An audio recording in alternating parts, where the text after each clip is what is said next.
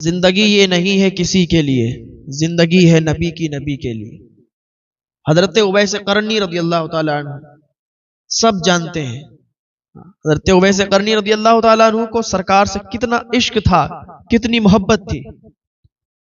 اے عشق تیرے صدقے جلنے سے چھٹے سستے، جو آگ بجھا دے گی وہ آگ لگائی ہے۔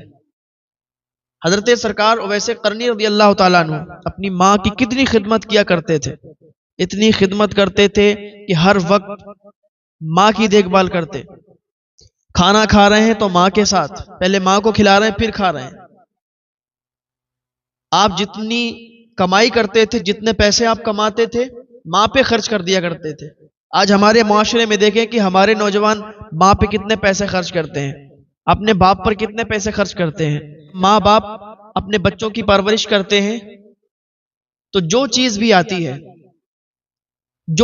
آتی ہے تو ماں سب سے پہلے اپنے بچوں کو کھلاتی ہے۔ اگر چیز کم ہو تو پہلے بچوں میں تقسیم کرتی ہے، بچوں کو دیتی ہے، خود نہیں لیتی۔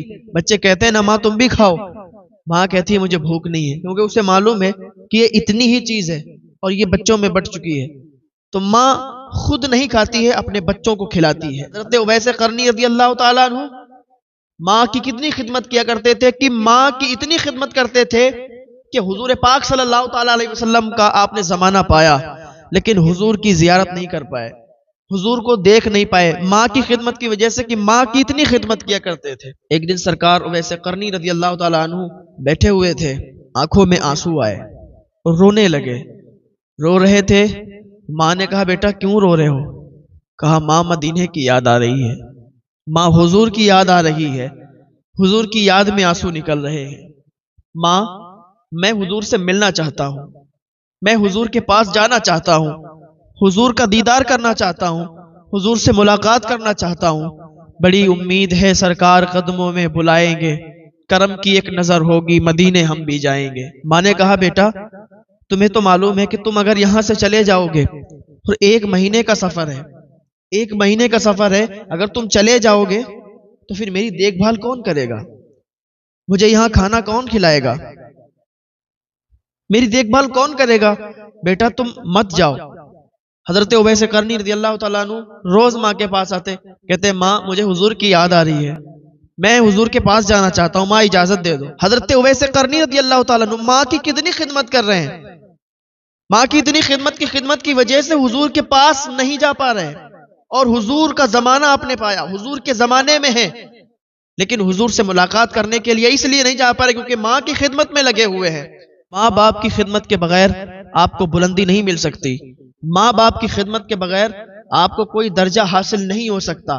ماں باپ کی خدمت کرتے ہیں تو اللہ تعالیٰ آپ کو بہت اونچا مقام عطا فرمائے گا، آپ کو بہت اونچا مرتبہ عطا فرمائے گا۔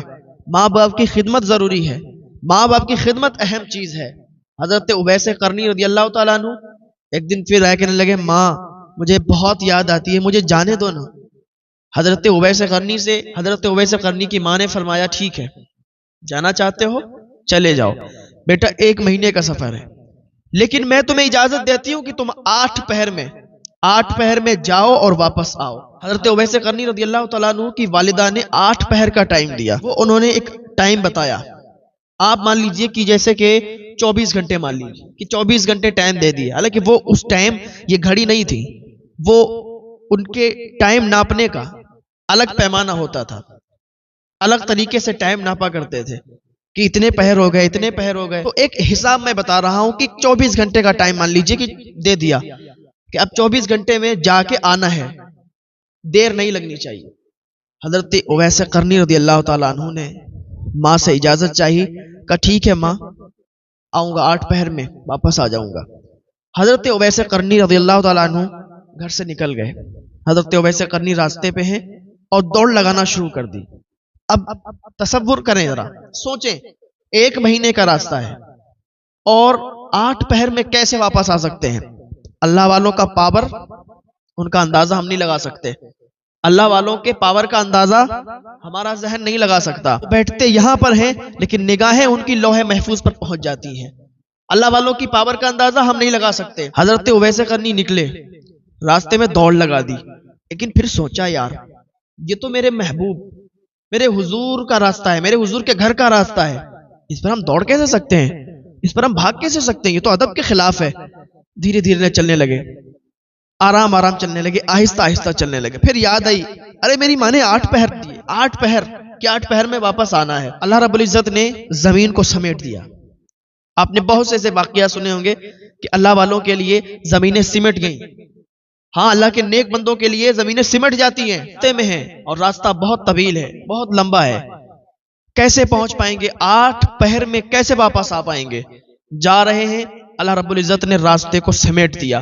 ابھی گھر سے نکلے ہیں، کیا سامنے دیکھتے ہیں؟ مدینہ شریف آ گیا ہے، مدینہ شریف آ گیا ہے، مسجد نبوی سامنے نظر آ رہی ہے۔ حضرت اویس قرنی کی دھڑکنیں تیز ہو گئیں، رونگٹے کھڑے ہو گئے اور آنسو نکلنے لگے۔ کبھی تو پتھر کو اٹھا کے باتیں کرتے تھے، اے مدینے کے پتھر تجھ سے تو آقا گزرتے ہوں گے، تیرے اوپر آقا کے پیر پڑتے ہوں گے، ارے تو آقا کے چہرے کو دیکھتا ہوگا۔ ابھی عاشقی میں ہے اور عشق میں وہ پتھروں سے، وہاں کی ہواؤں سے، وہاں کے پہاڑوں سے باتیں کر رہے ہیں۔ مسجد نبوی کے دروازے پر پہنچ کے ایک شخص سے کہتے ہیں مجھے حضور سے ملنا ہے، مجھے حضور سے ملاقات کرنا ہے۔ وہ کہتا ہے ابھی تو حضور ہے نہیں یہاں پہ، ظہر کی نماز میں آئیں گے۔ کہا ظہر کی نماز میں مجھے بہت دیر ہو جائے گی، میں حضور سے مل کے جاؤں گا، مجھے بتا دو حضور کہاں ہے۔ کہا ہو سکتا ہے ابھی آرام کرتے ہوں یا تو آپ حضور کے گھر چلے جائیں۔ حضرت اویس قرنی سرکار کے گھر پہنچے، دروازے پر کھڑے ہیں اور دروازے پر دستک دیتے ہیں، سلام کرتے ہیں، اندر سے آواز نہیں آتی۔ پھر دروازہ کھٹکھٹاتے ہیں، پھر اندر سے آواز نہیں آتی۔ پھر دستک دیتے ہیں، اندر سے آواز آتی ہے۔ حضرت عائشہ صدیقہ رضی اللہ تعالی عنہ کہتی ہیں دروازے پر کون ہے؟ ویسے کرنی سلام کرتے ہیں اور کہتے ہیں میں سرکار سے ملنے کے لیے آیا ہوں، میں حضور سے ملنے کے لیے آیا ہوں۔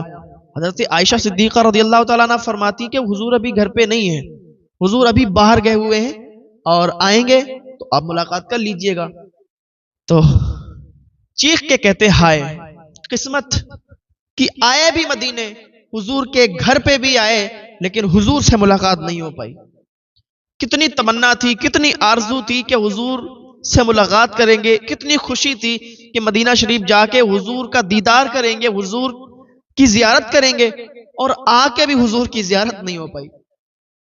حضرت اویس قرنی حضرت عائشہ صدیقہ رضی اللہ تعالیٰ عنہ سے کہتے ہیں کہ جب حضور آ جائے نا تو میرا سلام کہنا، میرا سلام کہنا۔ حضرت عائشہ صدیقہ کہتی ہے تم کون ہو؟ کہا حضور مجھے جانتے ہیں، مجھے حضور جانتے ہیں، آپ میرا سلام کہہ دینا اور بس اتنا اور کہہ دینا وہ جو آپ کا غلام آیا تھا اس کی اور اس کی والدہ کی بخشش کروا دینا، اس کی اور اس کی والدہ کی بخشش کروا دینا۔ حضرت اویس قرنی وہاں سے واپس ہو گئے۔ ادھر حضور پاک صلی اللہ تعالیٰ علیہ وسلم جیسے ہی گھر میں تشریف لائے تو کہتے ہیں عائشہ کیا آج کوئی آیا تھا؟ تو حضرت عائشہ صدیقہ رضی اللہ تعالیٰ عنہ عرض کرتی ہیں ہاں آج وہ ایک شخص آیا تھا، وہ آپ سے ملاقات کرنے کے لیے کہہ رہا تھا۔ کہتی میں نے اس سے نام پوچھا، اس نے بتایا نہیں۔ کہا آقا جانتے ہیں، اور گھنی گھنی داڑھی تھی، بڑی بڑی آنکھیں تھیں، پھٹے پرانے کپڑے تھے، اور وہ قرن سے آیا ہوا تھا اور 1 مہینے کا اس کا سفر تھا، اور کہتا تھا ماں نے 8 پہر کی اجازت دی ہوئی ہے کہ 8 پہر میں جا کے آنا بھی ہے۔ حضور پاک صلی اللہ تعالیٰ علیہ وسلم فرماتے ہیں عائشہ کیا تمہیں پتا ہے وہ کون شخص تھا؟ کہا کون تھا؟ کہا اس کا نام اویس قرنی ہے اور وہ میرا سچا عاشق ہے، میرا سچا چاہنے والا ہے۔ کہا پتا ہے اس کی وجہ سے میری آدھی امت بخشی جائے گی۔ ایک دن مجلس لگی ہوئی تھی، صحابہ کرام بیٹھے ہوئے تھے، حضور پاک صلی اللہ تعالیٰ علیہ وسلم نے فرمایا اے میرے صحابیوں تم میں سے میرا سچا عاشق کون ہے؟ جانتے ہو کیا؟ تو صحابہ نے عرض کیا یا رسول اللہ صلی اللہ علیہ وسلم کون ہے؟ تو حضور نے فرمایا وہ یہاں موجود نہیں ہے۔ کہا یہاں نہیں ہے تو پھر کہاں ہے؟ کہا وہ قرن رہتا ہے اور اس کا نام اویس قرنی ہے۔ حضرت عمر فاروق اعظم اور حضرت مولا علی رضی اللہ تعالیٰ نے بلایا اور اپنا جبہ پیش کیا، کہا جاؤ یہ جبہ لے کے جاؤ، اس کو پیش کر دینا، اس کو دے دینا اور میرا سلام اس کو کہنا اور اس سے کہنا کہ میری امت کے لیے دعا کرے۔ حضور پاک صلی اللہ تعالیٰ علیہ وسلم نے یہ ارشاد فرمایا، حضرت عمر فاروق اعظم حضرت مولا علی رضی اللہ تعالیٰ عنہما یہ دونوں لوگ وہاں سے نکلے اور قرن چلے گئے۔ حضرت اویس قرنی سے ملاقات ہوئی تو ان لوگوں نے پوچھا کہ تمہارا نام کیا ہے؟ کہا نام جان کے کیا کرو گے، اللہ کا بندہ ہوں۔ تو حضرت صدیق اکبر رضی اللہ تعالیٰ عنہ، حضرت مولا علی رضی اللہ تعالیٰ عنہ یہ کہتے ہیں کہ تمہاری والدہ نے جو نام رکھا ہے وہ نام تمہارا کیا ہے؟ کہا اگر ایمان کی حالت میں دنیا سے چلا گیا، ایمان کی حالت میں اگر میری موت ہو گئی، میرا نام اویس قرنی ہے، اور اگر ایمان کی حالت میں میری موت نہیں ہوئی تو پھر نام سے کیا مطلب ہے؟ حضرت اویس قرنی نے کہا کہ آپ لوگ کون ہیں اور اتنی تحقیق کر رہے ہیں، آپ لوگ کون ہیں؟ کہا ہم مدینے سے آئے ہیں۔